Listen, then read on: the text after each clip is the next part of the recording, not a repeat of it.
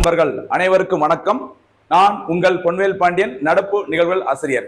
இன்றைய தினம் ஆகஸ்ட் 11ஆம் தேதி வழக்கம் போல டிஎன்பிஎஸ்சியோட புதிய பாடத்தின்படி பல்வேறு தலைப்புகளை நம்ம தினந்தோறும் இந்த நடப்பு செய்திகளை உங்களுக்காக சிறப்பான முறையில கேள்விகள் எப்படிலாம் ரீசன்ட் ட்ரெண்ட்ல எப்படிலாம் கேட்கறாங்களோ அந்த புதிய பேட்டர்ன் படி நம்ம அந்த நோட்ஸ் எல்லாம் வந்து உங்களுக்கு சிறப்பான முறையில தொகுத்து கொடுத்துட்டு இருக்கோம். சரியா? அதனால வீடியோவை மறக்காம முழுசா பாருங்க. கண்டிப்பா அதுல நடுவில் கேட்கிற கேள்விகள், இறுதியா கேட்கிற சூப்பர் 6 கேள்விகள், இப்படி எல்லா விஷயங்களும் சிறப்பாக கொண்டு உங்களுக்கு தொகுத்து கொடுத்துட்டு இருக்கோம். தொடர்ந்து பாருங்க. கண்டிப்பா சொல்றேன், ஒரு 3-4 மாசம் நீங்க கண்டினியூஸா பாத்தீங்கன்னா நம்ம கரண்ட் அஃபேர்ஸ்ல இருந்து, ஸ்கீம்ஸ்ல இருந்து, சப்ஜெக்ட் சம்பந்தப்பட்ட எந்த ஒரு கரண்ட் அஃபேர்ஸும் மிஸ் ஆகாது. ஆரம்பிக்கலாமா? இன்றைய தினம் ஆகஸ்ட் 11ஆம் தேதி நடப்பு செய்திகள். ஃபர்ஸ்ட் பாயிண்ட் பாருங்கம்மா, உங்களுக்காகவே இந்த போட்டித் தேர்வுல இருக்க மாணவர்களுக்கு ஒரு மதிப்பெண் ஷேரா கிடைக்கணும் அப்படிங்கிறதுக்காகவே ஃபர்ஸ்ட் ஒரு பாயிண்ட் சேர்த்துருக்கு பாருங்க. தமிழக செய்திகள்ல தமிழ்நாட்டில் அகழ்வு ஆராய்ச்சி பணிகள் நடைபெறும் இடங்கள். சரியா? இந்த பார்த்தீங்கன்னா எக்ஸாவேஷன் நடத்துறாங்களா, இந்த பூமிக்கு கீழே நம்மளோட பழங்கால ஆட்சி முறைகள் எப்படி இருந்திருக்குது, என்னென்ன கருவிகள்லாம் பயன்படுத்திக்கிறாங்க, ஓகேவா, என்னென்ன அறிவியல் முறைகள்லாம் அப்போ இருந்திருக்குது, இப்போ நமக்கு அதை எப்படிலாம் பயன்படுத்திக்கலாம், இதற்காக தான் அந்த அகழ்வு ஆராய்ச்சி பணிகள் நடைபெற்று வருகிறது. சரியா? இந்தியாவில் ஏஎஸ்ஐ என்று அழைக்கப்படும் இந்திய தொல்லியல் துறை, சரியா, ஆர்கியாலஜிக்கல் சர்வே ஆஃப் இந்தியா அப்படின்னு சொல்ற இந்திய தொல்லியல் துறையானது பார்த்தீங்கன்னா 1861ஆம் ஆண்டு உருவாக்கப்பட்டது. ஓகேவா? அந்த இந்திய தொழில்துறை உருவாக்கப்பட்ட 100 ஆண்டுகளுக்கு பிறகு கரெக்டா 1961ல தமிழ்நாட்டுல தொல்லியல் துறை உருவாக்கப்பட்டது மறக்கக்கூடாது. சரிங்களா? இந்த ரெண்டுல ஒண்ணு இந்த குரூப் ஃபார் எக்ஸாம்ல கேட்டிருந்தாங்க, கண்டிப்பா உங்களுக்கு தெரியும் நினைக்கிறேன். தமிழ்நாட்டுல தொல்லியல் துறை எப்போ உருவாக்கப்பட்டது அப்படிங்கிற மாதிரி ஸ்டேட்டா கூட கேட்கல, ஒரு ஸ்டேட்மெண்ட்ல ஒரு ஸ்டேட்மெண்டா கேட்டிருந்தாங்க. ஓகேவா? ஆரம்பிக்கலாமா? ஃபர்ஸ்ட் பாருங்க, தமிழ்நாட்டில் அகழ்வாராய்ச்சி பணிகள் நடைபெற முக்கியமான ஒரு இடம், சரியா, மருங்கூர். இந்த மருங்கூர் அப்படிங்கிறது அமைந்துள்ள இடம் எங்க அப்படின்னு சொல்லி பார்த்தா கடலூர்ல. சரியா? கடலூர் உங்களுக்கு தெரிஞ்சிருக்கும். யாருடைய மாவட்டமா கடலூர் அப்படிங்கிறது? வள்ளலார். வள்ளலார் ஆர் சொல்லி பாருங்க, ஆர் அல்லது இர் அப்படிங்கிற முடியும். வள்ளலார் என்று அழைக்கப்படும் ராமலிங்க அடிகளார், சரியா, அவருடைய ஊர் தான் இந்த கடலூர். அந்த கடலூர்ல இருக்கிற மருங்கூர் அப்படிங்கிற இடத்துல அகழ்வு ஆராய்ச்சி பணிகள் நடைபெற்று வருகிறது. சரி, உங்களுக்கு தெரிஞ்சிருக்கும். வள்ளலார் அவருடைய மாவட்டம் கடலூர். இந்த இடத்துல பிறந்தாங்கம்மா, அவருடைய பிறப்பு இடம் கடலூர் அருகே உள்ள, சரியா, வடலூர்ல மருதூர். இங்குதான் வள்ளலார் பிறந்திருப்பாரு. அங்க பாருங்க எல்லாமே உருன்னு முடியுது. சரியா? அப்ப கடலூர்ல அகழ்வு ஆராய்ச்சி பணிகள் எங்க நடைபெற்று வருகிறது? மேட்ச் த ஃபாலோவிங் அப்படி ஏதாவது கேட்டாங்கன்னா இந்த ஞாபகம் வச்சுக்கோங்க, மறக்க கூடாது. சரியா? கடலூர் எந்த ஊரு? மருங்கூர். ஓகேவா? அடுத்து பாருங்க, இதே கடலூர்ல இன்னொரு இடம் பின்னாடி இருக்குது. இந்த பட்ஜெட் அறிவிச்சிருந்தாங்க, கடலூர்ல புதுசா அகழ்வு ஆராய்ச்சி பணிகள் நடைபெறும் இடம் அப்படின்னு சொல்லி அறிவிச்சிருக்காங்க. அந்த ஊரோட பேரும் பின்னாடி வரும், கவனமா இருங்க. சரியா? இங்க பாருங்க. அடுத்து சென்னனூர். சென்னனூர் என்பது கிருஷ்ணகிரி மாவட்டத்தில் அமைந்துள்ளது. இந்த சென்னனூர்லயும் பாத்தீங்கன்னா தமிழ்நாடு அரசு பாத்தீங்கன்னா அகழ்வு ஆராய்ச்சி பணிகளை நடத்த போறோம் அப்படின்னு சொல்லியிருக்காங்க. இன்னொரு இடம் இருக்குது கிருஷ்ணகிரியில, மயிலாடும் பாறை. அது பின்னாடி வருமா? மயிலாடும் பாறையும் சென்னனூரும். சரி, இது சென்னனூர். ஓகேவா? எந்த மாவட்டத்தில் அமைந்துள்ளது? கிருஷ்ணகிரி. அது எப்படி ஞாபகம் வச்சுக்கலாம்? கிருஷ்ணகிரி, கிருஷ்ணர். சரியா? எது மேல ஏறி நிற்கிறாரு? கிரினா ஒரு மலைக்குன்று, மலைப்பகுதியில் ஏறி வந்திருக்கிறாரு கிருஷ்ணர். ஓகேவா? அந்த கிருஷ்ணர் தலையில இந்த லிட்டில் கிருஷ்ணா என்ன இறகு வச்சிருப்பாங்க? மயில் இறகு வச்சிருப்பாங்க. மயில் ஆடும் பாறை. பாறைனாலும் இந்த கிரி, ஓகேவா, மலைக்குன்றாலும் காமனான ஒரு வார்த்தை வருது. மயிலாடுதுறை அப்படின்னா வேற மாவட்டம். மயிலாடும் பாறை கிருஷ்ணகிரி. சரியா? ஞாபகம் வச்சுக்கோங்க. கிருஷ்ணர் தலையில எப்பவுமே மயில் இறகு வச்சிருப்பாங்க, அதை ஞாபகம் வச்சுக்கோங்க. ஓகேவா? இன்னொன்னு, கிருஷ்ணருக்கு பிடிச்ச முக்கியமான ஃபேவரட்டான ஃபுட் என்னதுமா? வெண்ணெய். இங்க பாக்குறது சென்னை. சரி, சென்னை வெண்ணெய் அப்படிங்கிற மாதிரி ஏதோ ஞாபகம் வச்சுக்கோங்க. நமக்கு தேவை ஞாபகம் வர வேண்டும். சரியா? கிருஷ்ணருக்கு பிடிச்சது சென்னை. சென்னைக்கு போறதா ரொம்ப பிடிக்கும், அப்படி கூட ஞாபகம் வச்சுக்கோங்க. ஓகேவா? அதே மாதிரி கிருஷ்ணர் தலையில இருப்பது மயிலாடும் பாறை, மயில் இறகு, ஞாபகம் வச்சுக்கோங்க. ஓகேவா? அடுத்து அது நமக்கு கீழே இருக்கு பாருங்க, மயிலாடும் பாறையும் கிருஷ்ணகிரி மாவட்டத்தில் அமைந்துள்ளது. அப்போ கிருஷ்ணருக்கு பிடிச்ச மயில் இறகு. ஓகேவா? கிருஷ்ணர் மயில் இறகு ஞாபகம் வச்சுக்கோங்க. அதே சமயத்துல கிரி. ஓகேவா? அதே ஞாபகம் வச்சுக்கோங்க, மறக்கக்கூடாது. ஓகேவா? அடுத்து தென்காசி. தென்காசி மாவட்டத்துல அகழ்வு ஆராய்ச்சி பணி நடைபெறும் முக்கியமான ஒரு இடம் திருமலாபுரம். சரியா? இந்த தென்காசி மாவட்டம் எந்த மாவட்டத்திலிருந்து பிரிக்கப்பட்டது தெரியுமா? தென்காசி. சரியா? திருநெல்வேலி மாவட்டத்திலிருந்து பிரிக்கப்பட்ட ஒரு மாவட்டம் தான் தென்காசி. எந்த மாவட்டத்திலிருந்து பிரிக்கப்பட்டது? திருநெல்வேலி. சரி, அந்த திரு அப்படிங்கிறது திருநெல்வேலி பார்த்துக்கோங்க. ஏதோ ஒரு வகையில நீங்க நிறைய பேரு, நிறைய விருது, ஓகேவா, நிறைய மாநாடு எல்லாம் படிக்கும்போது இப்படி ஏதோ ஒண்ணு லிங்க் பண்ணிட்டேன்னா உங்களுக்கு பார்க்கும்போது கொஞ்சம் ஈஸியா யோசிச்சா வர்ற மாதிரி இருக்கும். சரியா? பாருங்க, திருநெல்வேலியிலிருந்து பிரிக்கப்பட்ட தென்காசி மாவட்டத்தில் அமைந்துள்ள இடம் தான் இந்த திருமலாபுரம், மறக்கக்கூடாது. சரியா? அடுத்து இதே தென்காசியில பின்னாடி இன்னொரு இடத்துல வரும், இன்னொரு இடத்துல அகழ்வு ஆராய்ச்சி பணிகள் நடத்துவாங்க. அந்த இடத்தோட பேரு பின்னாடி வருதுமா, கரிவளம் வந்த நல்லூர். என்ன பேரு? கரிவளம். சரியா? கரிவளம் வந்த நல்லூர்னு சொல்லுவாங்க. கரி, ஓகேவா? கரி அப்படின்னா கருப்பு. பொதுவா இந்த தென்காசி, திருநெல்வேலி அந்த ஏரியால இருக்கிறவங்க பார்த்தீங்கன்னா கொஞ்சம் கருப்பா தான் இருப்பாங்க. என்னை பார்த்தாலும் உங்களுக்கு தெரியும் நினைக்கிறேன். அதனால அந்த கருப்பு கரி திருநெல்வேலியிலிருந்து பிரிந்து வந்த தென்காசியில் அமைந்துள்ளது, மறந்துடக்கூடாது. சரி, கரிவளம் வந்த நல்லூர் பிளஸ் திருமலாபுரம், திரு அப்படிங்கிறது திருநெல்வேலி, மறந்துடாது. ஒரு வாட்டி 2 வாட்டி யோசிச்சு பாருங்க, கண்டிப்பா ஞாபகம் இருக்கும். அடுத்து திருப்பூர். திருப்பூர் மாவட்டத்தில் அகழ்வு ஆராய்ச்சி பணிகள் நடைபெறும் ஒரு புதிய இடம் கொங்கல் நகரம். சரியா, கொங்கல் நகரம். சமீபத்துல ஒரு பேப்பர் செய்தியில பார்த்திருந்தேன், திருப்பூர் என்பது ஒரு கொலை நகரமாக வருகிறது, மாறி வருகிறது அப்படிங்கிற சொல்லியிருந்தாங்க. அதாவது வட இந்தியர்களுக்கும் தமிழ்நாட்டில் இருக்கிறவங்களுக்கும் ஒரு பிரச்சனை ஒன்று ஓடி இருக்குது. யாரு இந்த என்ன திருப்பூர் அவங்களுக்கு தெரிஞ்சுக்கல, இந்த பனியன் உள்ள அந்த பார்த்தீங்கன்னா இந்த கைத்தறி எல்லாமே பார்த்தீங்கன்னா இங்க சிறப்பான முறையில் தயாரிப்பாங்க. இதுல வட இந்தியர்கள் நிறைய பேர் இருக்கிறாங்க, அவங்களுக்கும் தமிழ்நாட்டில் இருக்கிறவங்களுக்கும் நிறைய பிரச்சனை வருது. அதுல ஒரு சில பேர்லாம் கொலை செய்யப்பட்டாங்க. அதனால பேப்பர்ல போட்டிருந்தாங்க ஹெட்டிங்லேயே, திருப்பூர் கொலை நகரமாக மாறி வருகிறது. சரியா, இங்க என்ன நகரம்? கொங்கல் நகரம். அந்த நியூஸ் பார்த்திருந்தா உங்களுக்கு கண்டிப்பா ஞாபகம் வந்திருக்கும், ஞாபகம் வச்சு. சரிங்களா, அடுத்து சிவகங்கை மாவட்டம். சரியா, சிவகங்கை மாவட்டத்துல அகழ்வு ஆராய்ச்சி பணி நடைபெற்று வரும் முக்கியமான ஒரு இடம், ரொம்ப முக்கியமான இடம் கீழடி. சரியா, இந்த கீழடிங்கிறது மெயினான இடம். அதை சுத்தி இருக்கிற பிற அகழ்வு ஆராய்ச்சி பணிகள் நடைபெறும் சின்ன சின்ன ஊர் எதெல்லாம் பாத்தீங்கன்னா, ஒண்ணு கொந்தகை, அடுத்து மணலூர், அடுத்து அகரம். ஞாபகம் வச்சுக்குமா, இந்த கீழடியில தான் இந்த திறந்தவெளி அருங்காட்சியகத்தை தமிழ்நாடு அரசு திறந்து வச்சிருக்காங்க, மறந்துடக்கூடாது. சரியா, எந்த மாவட்டத்துல இருக்குது? சிவகங்கை மாவட்டத்துல. பொதுவா அகழ்வு ஆராய்ச்சி பணிகள் அப்படின்னா என்ன சொல்லுவாங்க, அப்படின்னா என்ன செய்வாங்க? கீழே இருக்கிற மண்ணை, சரி பூமி கீழே இருக்கிற மண்ணை தோண்டி ஏதாச்சும் ஒன்று கண்டுபிடிப்பாங்க. அதுல ஏதோ ஒரு பழங்கால பொருட்கள், சரியா, பார்த்தீங்கன்னா நாணயங்கள், ஆபரணங்கள், கருவிகள், வீட்டுல உணவு சமைக்கப்பட்ட பயன்படுத்தப்பட்ட பொருட்கள், இப்படி நிறைய விஷயங்கள் கிடைக்குது. ஒரு வீடு எப்படிலாம் கட்டியிருக்காங்க, அப்படி நிறைய விஷயங்கள் கிடைக்குது. அதுதான் கண்டுபிடிக்கிறாங்க. எப்போ? கீழே இருக்க மண்ணை தோண்டி எடுக்கும் போது. சரியா, அதுக்குதான் இங்க பாருங்க, கீழடி, கீழே. இந்த கொந்த கையில கைங்கிற வார்த்தை ஞாபகம். சரியா, கீழே கையை விட்டு மணலை அள்ளவும்ங்கிற வார்த்தை நமக்கு கிடைக்கல, நம்ம தான் ஃபுல்லா பண்ணிக்கிறோம். எப்படி? அகரவும். சரியா, கீழே கையை விட்டு மணலை அகரவும், அதாவது அள்ளவும். அள்ளுனா உங்களுக்கு ஏதாச்சும் ஒரு பொருள் கிடைக்கும். அதுக்கு பேர் தான் என்னது? அகழ்வு ஆராய்ச்சி பணிகள். ஓகேவா? அடுத்து பாருங்க, அடுத்த முக்கியமான ஒரு இடம் ஈரோடு. சரியா, ஈரோட்ல அகழ்வு ஆராய்ச்சி பணிகள் நடைபெறும் இடம் ஒண்ணு கொடு மணல், அடுத்து வெள்ளோடு. ஞாபகம் வச்சுக்கோங்க. சரியா, ஏற்கனவே சொன்னேன், உருன்னு வந்தா எந்த மாவட்டம் சொன்னேன்? கடலூர் மாவட்டம். சரியா, அதே மாதிரி டுட்டுடு. சரி, அங்க பாருங்க, இங்க ஒரு டு, அடுத்து வெள்ளோடு, இங்க என்ன டு? ஈரோடு. டுட்டுன்னு வந்துச்சுன்னா எந்த மாவட்டத்தை ஞாபகம் வச்சுக்கோங்க? இந்த ஈரோடு. இந்த விஜய் சேதுபதி பாட்டு ஒண்ணு இல்ல, டு டு ஏதோ ஒரு பாட்டு உண்டு, உங்களுக்கு தெரியும் நினைக்கிறேன். சரியா, அந்த டுட்டு வந்துச்சுன்னா ஈரோடு ஞாபகம் வச்சுக்கோ, மறக்க கூடாது. இப்படி ஏதாவது மாத்தி மாத்தி கனெக்ட் பண்ணி பாருங்க, ஈஸியா ஞாபகம் வச்சுக்கலாம். ஓகேவா? அடுத்து அரிக்கமேடு. அரிக்கமேடு அமைந்துள்ள மாவட்டம் எது பார்த்தீங்கன்னா அந்த புதுச்சேரியில. சரி, புதுச்சேரி. இங்க காமனான வார்த்தை ஒண்ணு பாருங்க, அரி, இங்க ஷேரி. சரியா, அது காமனான ஒரு வார்த்தை லிங்க் ஆகும், அதுக்காக சொல்றேன், கவனமா இருங்க. சரிங்களா, அடுத்ததாக வேற எங்கெல்லாம் அகழ்வு ஆராய்ச்சி பணிகள் நடைபெற்று வருகிறது, அது எப்படி எல்லாம் ஞாபகம் வச்சுக்கலாம் அப்படின்னா, உங்க பாருங்க, பட்டறை பெரும்புதூர். சரியா, பட்டறை பெரும்புதூர் அமைந்துள்ள மாவட்டம் திருவள்ளூர் மாவட்டம். சரியா, சமீப காலமே பார்த்தீங்கன்னா திருவள்ளுவர், உங்களுக்கு தெரியும் நினைக்கிறேன், திருவள்ளுவர் வந்து பார்த்தீங்கன்னா சில நபர்கள் பார்த்தீங்கன்னா அந்த திருவள்ளுவர் தினத்தை கொண்டாடும் போது திருவள்ளுவருக்கு பார்த்தீங்கன்னா காவி உடையெல்லாம் இருக்கும், பட்டையெல்லாம் போட்டிருப்பார். சரியா, அதே மாதிரி சில நபர்கள், ஓகேவா, டிஎம்கே எல்லாம் பார்த்தீங்கன்னா இந்த மாதிரி இந்த திருவள்ளுவர் தினம் கொண்டாடும் போது திருவள்ளுவருக்கு அந்த பார்த்தீங்கன்னா கம்ப்ளீட்டா வெள்ளை நிறை ஆடை தான் இருக்கும், இந்த பட்டையெல்லாம் நெத்தில இருக்காது. அப்ப திருவள்ளுவருக்கு பட்டை போடலாமா வேணாமா அப்படிங்கிற பிரச்சனை இருக்குது. இங்க ஞாபகம் வச்சுக்கோங்க, திருவள்ளூர் அப்படிங்கிற திருவள்ளுவர் நினைச்சுக்கோங்க. அவர் என்ன பிரச்சனை? பட்டை போடலாமா வேணாமா. இந்த ஊர் பேரை பார்த்துக்கோங்க, பட்டறை பெரும்புதூர். பட்டை அப்படின்னு நினைச்சுக்கோங்க, கொஞ்சம் ரீட் பண்ணி பாருங்க, உங்களுக்கு புரியும். ஓகேவா? அடுத்து புதுக்கோட்டை. காமனான வார்த்தை வந்திருக்கு பாருங்க, புதுக்கோட்டை. என்ன கோட்டை? பொற்பனை கோட்டை. சரியா, இங்கேயும் பாருங்க, பொற்பனைக்கு ஃபர்ஸ்ட் லெட்டர் பி, புதுக்கோட்டைக்கு ஃபர்ஸ்ட் லெட்டர் பி. ஞாபகம் வச்சுக்கோங்க, ரெண்டுமே முக்கியம், கவனமா இருங்க. ஓகேவா?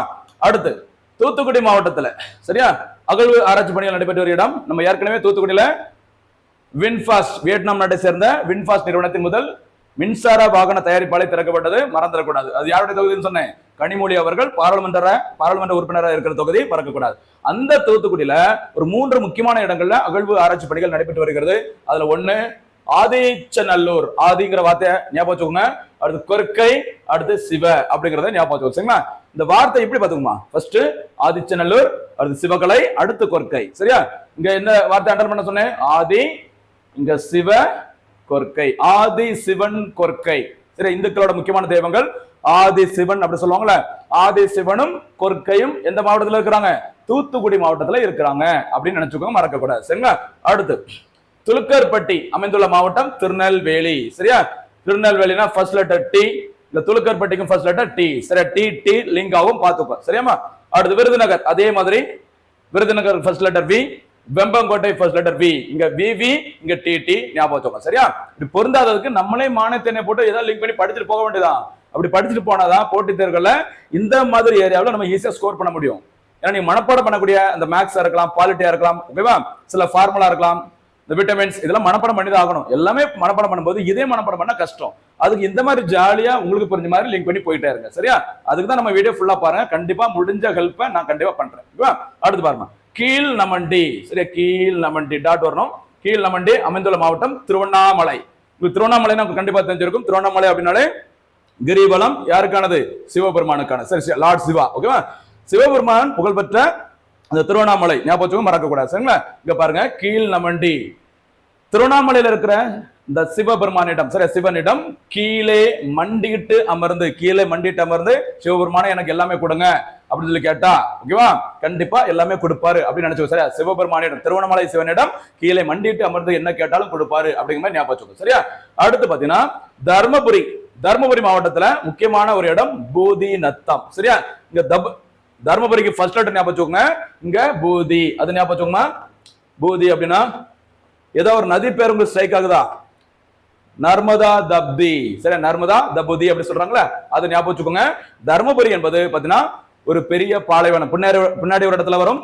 தர்மபுரியில அகழ்வு ஆராய்ச்சி பணிகள் நடைபெறும். இன்னொரு இடம் பெரும்பாளைன்னு சொல்லுவாங்க. சரியா? பெரும்பாளை அப்படிங்கிறதும் தர்மபுரியில தான் இருக்குது.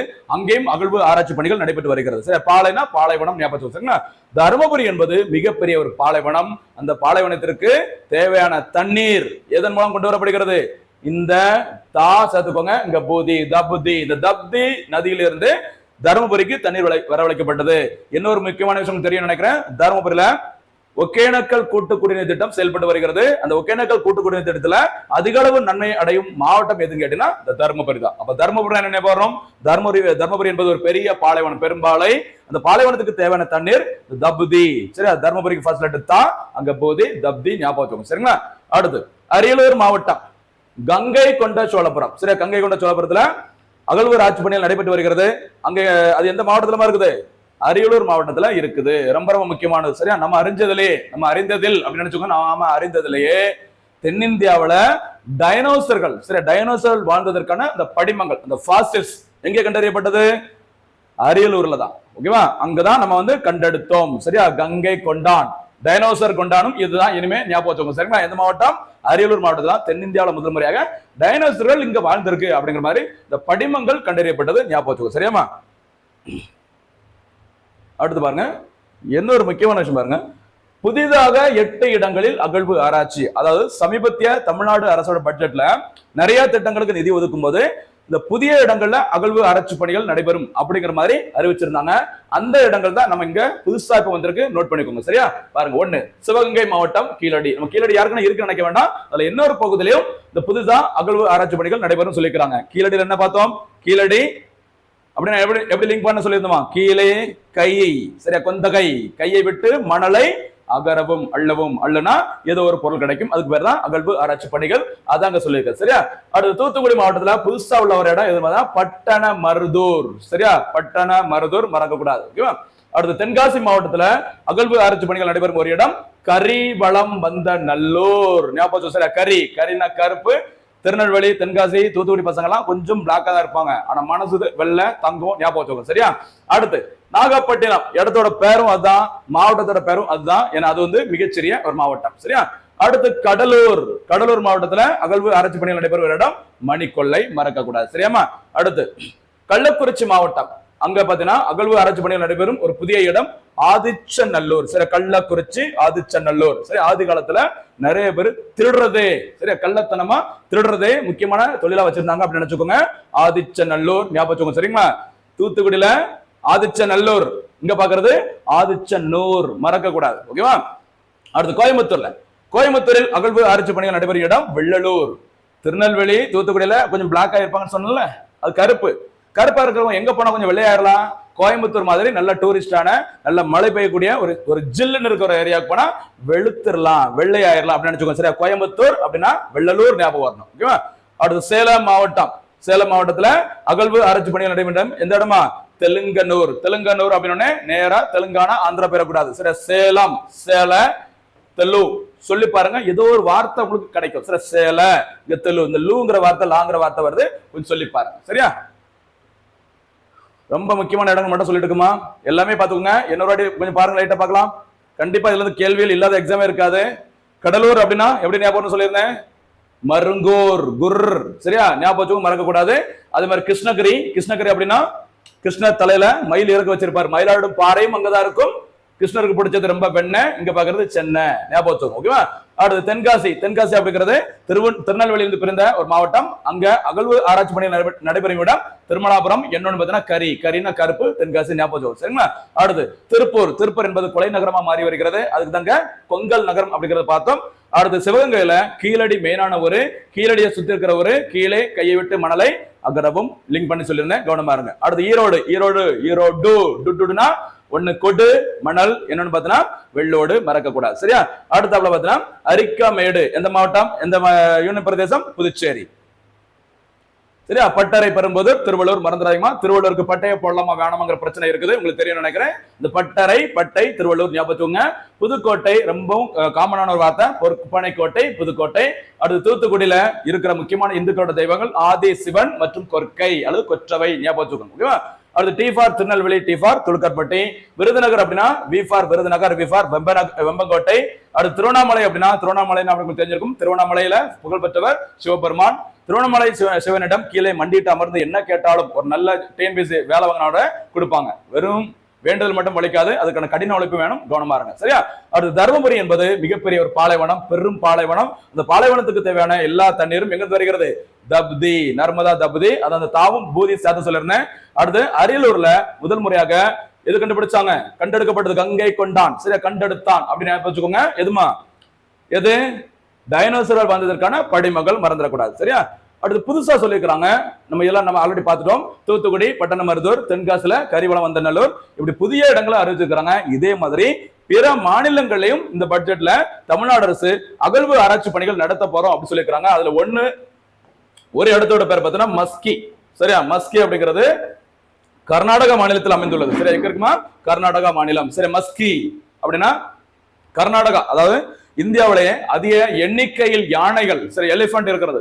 சரி, சர்வீஸ். சரி, இந்தியாவில் உள்ள அதிக அளவு யானைகள் இருக்கிற மாநிலம் கர்நாடகா. கும்கி படம் பார்த்துருங்க, கும்கி, அது கும்கி ஞாபகம் வச்சுக்கோங்க. கும்கின்னா உங்களுக்கு யானை ஞாபகம் வரணும். அதே மாதிரி இங்க என்ன பேர் பார்க்கிறோம், மஸ்கி. இந்தியாவில் அதிக யானைகள் உள்ளது கர்நாடகா. சரியா? கும்கி ஞாபகம் தான், மஸ்கி ஞாபகம் வரணும். மஸ்கி ஞாபகம் தான், அதிக எண்ணிக்கையில யானைகள் இருக்கிற கர்நாடகா ஞாபகம் வரணும், மறந்துடக்கூடாது. சரிங்களா? அடுத்து பாத்தீங்கன்னா பாலார். சரி, இந்த பாலூர் அப்படி சொல்லுவாங்க.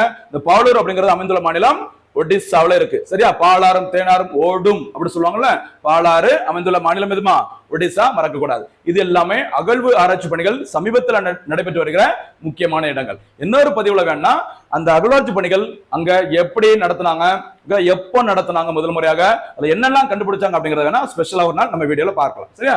ஒரு முக்கியமான ஏரியா பார்த்திருக்கோம், கண்டிப்பா உங்களுக்கு ரொம்ப யூஸ்ஃபுல்லா இருக்கும்னு நினைக்கிறேன்.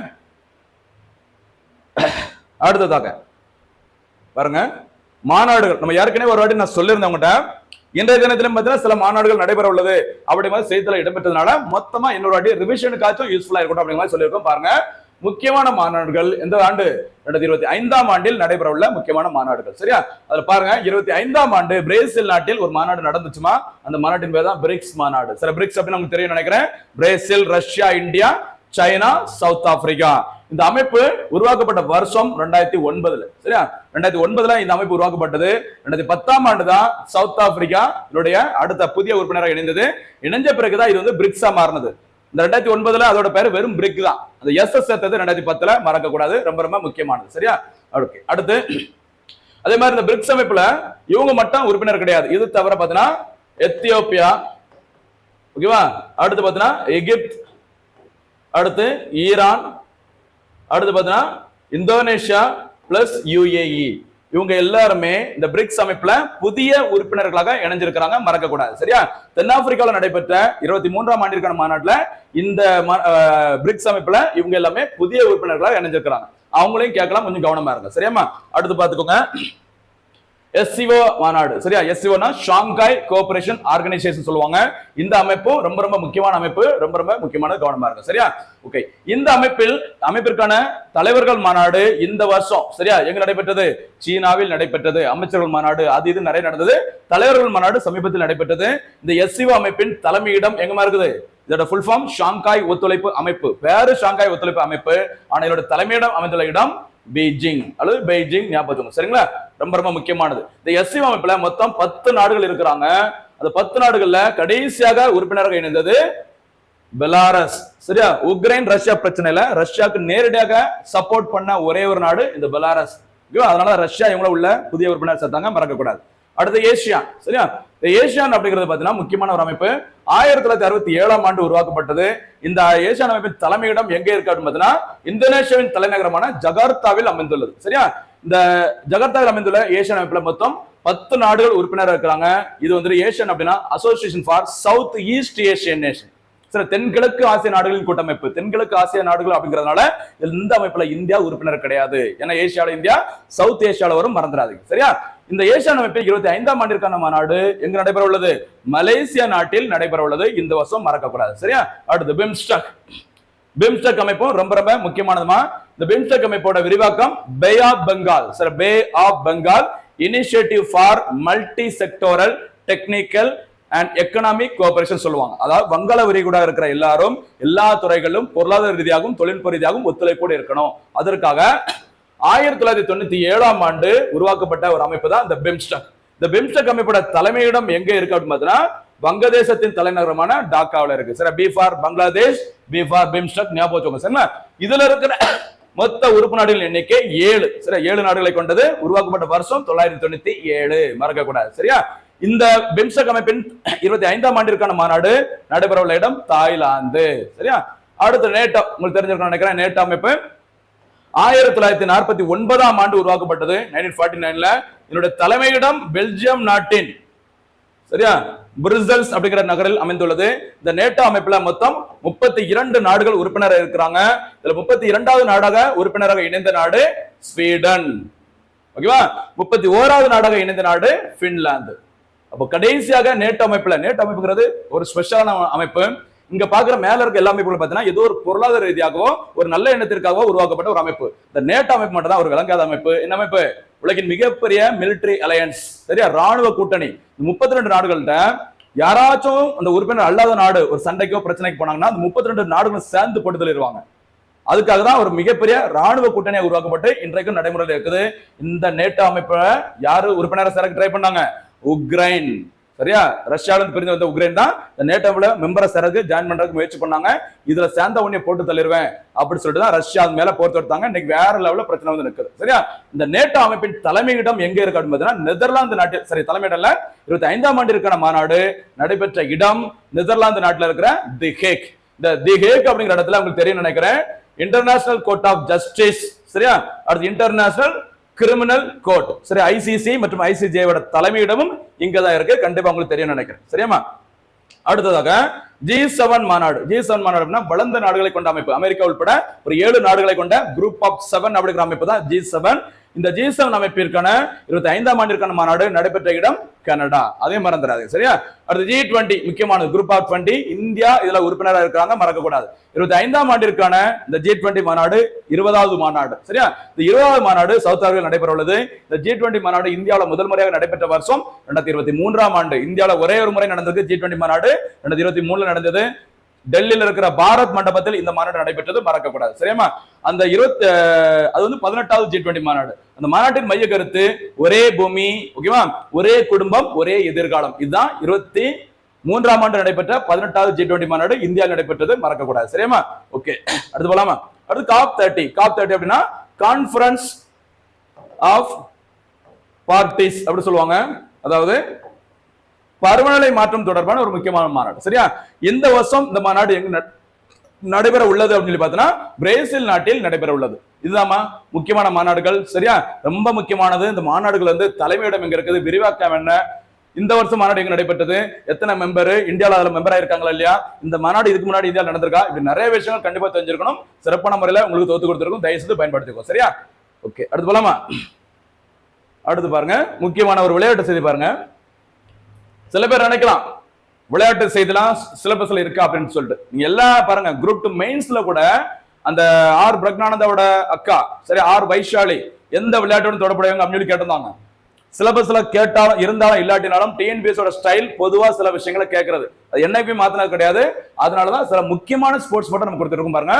ஆசிய அலை சறுக்கு போட்டி, சர்ஃபிங், அந்த சர்ஃபிங் சொல்லுவாங்கல்ல, பாத்தீங்கன்னா 25ஆம் ஆண்டிற்கானது. 2025ஆம் ஆண்டிற்கான ஆசிய அலைசறுக்கு போட்டியானது மாமல்லபுரத்தில் நடைபெற்றது. இதுல பாத்தீங்கன்னா தங்க பதக்கத்தை வென்றவர் யார் சொல்லி பாருங்க, கொரியா, சரியா, தென் கொரியா.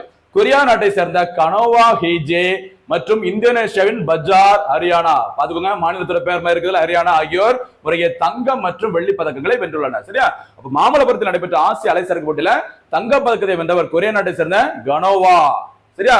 வெள்ளி பதக்கத்தை வென்றவர் இந்தோனேஷியா நாட்டை சேர்ந்த பஜார். பஜாருக்கு போன வெள்ளி எல்லாம் குறைஞ்ச விலை கிடைக்கும் நினைச்சுக்கோங்க, சரியா. அடுத்து இந்த போட்டியில முதல் முறையாக ஒரு இந்தியர் வெண்கல பதக்கத்தை வென்று அசத்திருக்கிறாங்க. யாரும் பாருங்க, ரமேஷ் படிக்கால் அல்லது ரமேஷ் புட்டிக்கால். இவர் வந்து கேரளா மாநிலத்தை சேர்ந்தவர். சரி, ரமேஷ் என்பவர் ஆசிய அலைசறுக்கு விளையாட்டு போட்டியில முதல் முறையாக இந்தியாவின் சார்பில் வெண்கல பதக்கத்தை வின் பண்ணிக்கிறாங்க. ரொம்ப ரொம்ப முக்கியமான பாயிண்ட், சரியா.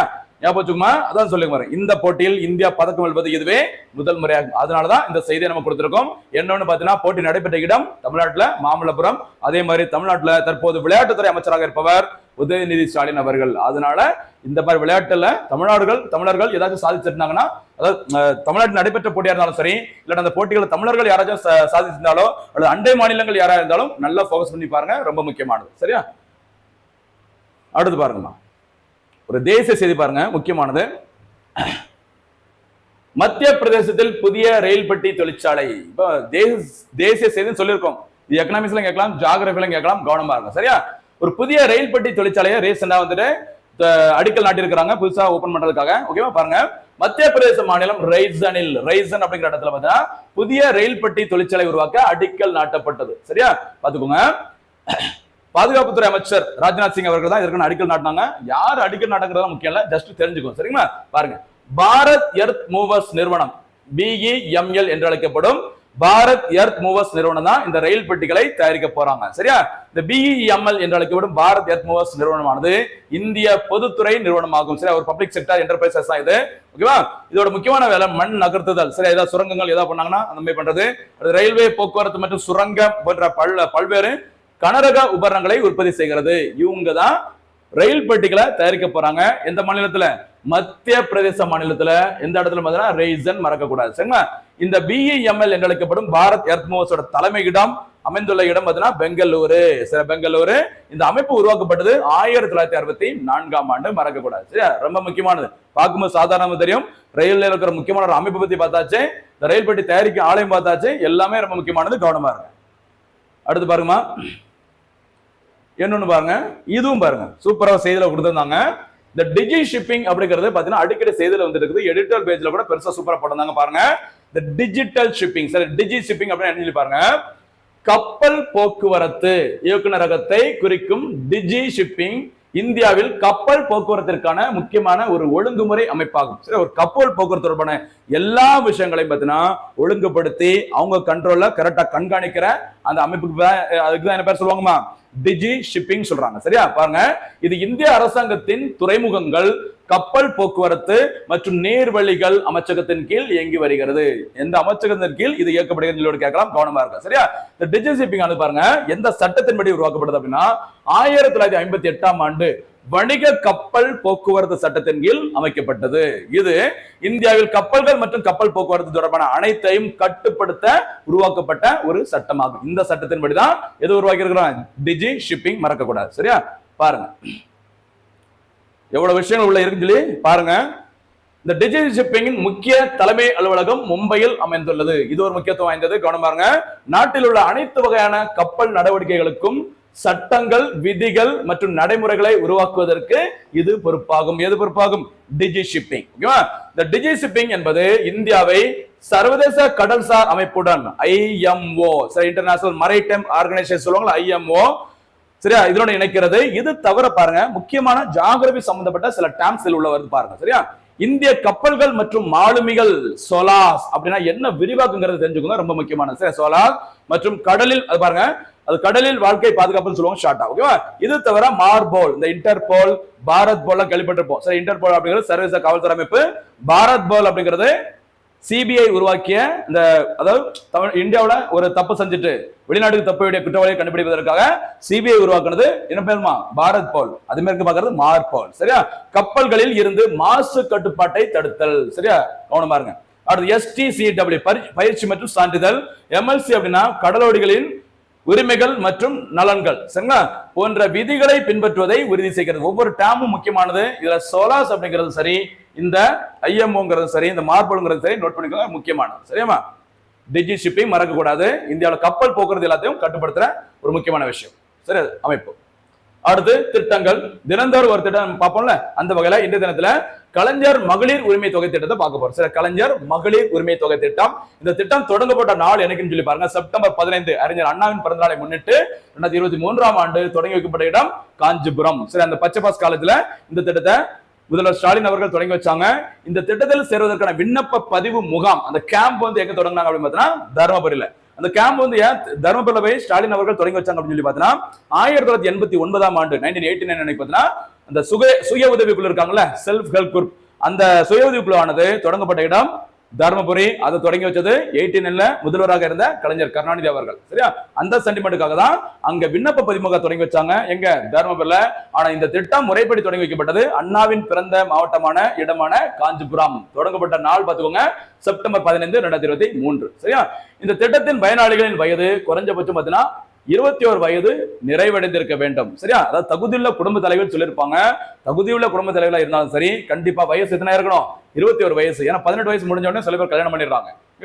அவங்க எலிஜிபிள் ஆக முடியாது. 21 வயசு கண்டிப்பா நிறைவடைந்திருக்க வேண்டும். இந்த திட்டத்தின் தலைவர் யார் பார்த்தீங்கன்னா முதலமைச்சர் அவர்கள் தான், மறக்கக்கூடாது. சரியா?